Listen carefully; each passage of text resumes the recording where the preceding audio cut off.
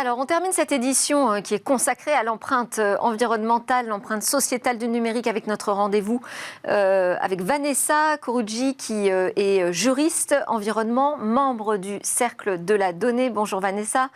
Aujourd'hui, on va prolonger donc la réflexion ensemble sur ce thème de l'empreinte environnementale de la donnée, l'empreinte sur le vivant. Pourquoi déjà avoir décidé de s'intéresser à ce sujet précisément au sein du Cercle ?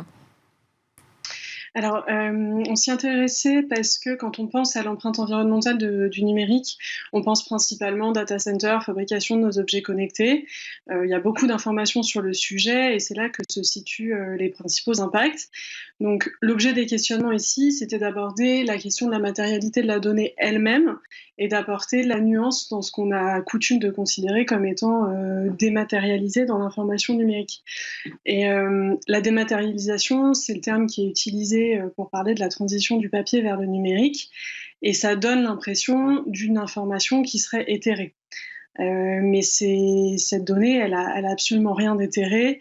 L'ADEME, par exemple, estime qu'une donnée numérique, donc typiquement un like sur un réseau social ou une recherche Internet, parcourt à peu près 15 000 km par an.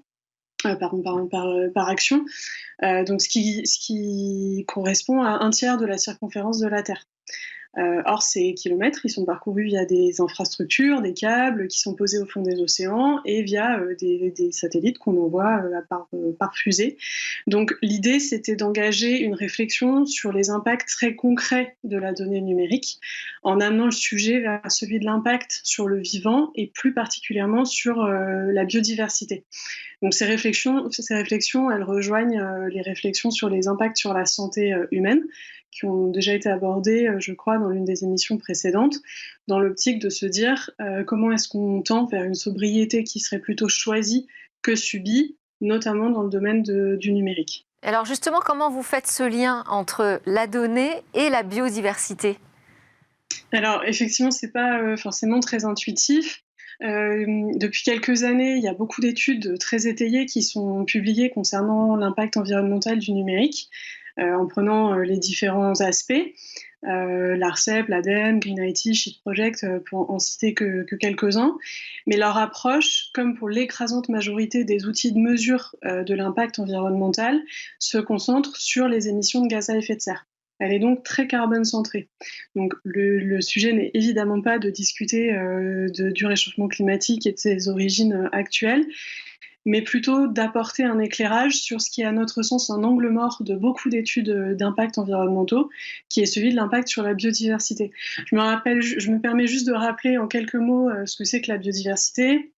C'est une diversité biologique, donc la diversité du vivant, qui a plusieurs composantes, les milieux, les espèces et la diversité des espèces, donc leur diversité génétique, et l'ensemble des relations entre ces trois niveaux. On parle de tissu vivant de la planète, avec l'idée que si on tire une maille, il ne se passe pas forcément grand-chose, mais si on en tire 2, 3, 4, 5, c'est tout le tissu qui se défait. Et aujourd'hui, on tire sur beaucoup de mailles en même temps, et c'est ce sur quoi nous alertent des scientifiques. Donc tout le monde a entendu parler du GIEC, beaucoup moins de l'IPBES, qui est l'équivalent du GIEC pour la biodiversité.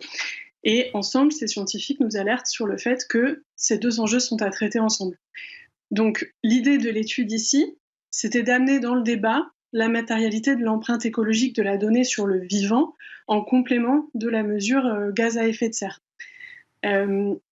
Certains outils des analyses de cycle de vie, alors très peu, concernent les ressources naturelles abiotiques, donc non vivantes, et déduisent des impacts sur les écosystèmes, mais nous, on n'a pas identifié de critères qui permettent de prendre en compte le vivant en tant que tel. Or, on dépend des cycles du vivant, des milieux naturels, des espèces sauvages, au moins autant que d'un climat vivable. Et d'ailleurs, les sols, les espèces et le climat ont des rétroactions l'un avec l'autre. Et on a tendance à l'oublier, mais on fait partie de ce système du vivant. La dégradation, elle est multifactorielle, et l'idée, c'est évidemment pas de tirer à boulet rouge sur le numérique, mais il y a clairement des efforts à faire dans tous les secteurs, et le numérique et la donnée ne fait pas exception. Surtout avec l'ampleur qu'il est amené à prendre dans les années et les décennies à venir. Vanessa Coruggi, merci beaucoup, juriste environnement, membre du Cercle de la Donnée. C'était Smartech. Merci à tous de nous suivre régulièrement sur Bismart, en podcast et sur les réseaux sociaux aussi et en replay.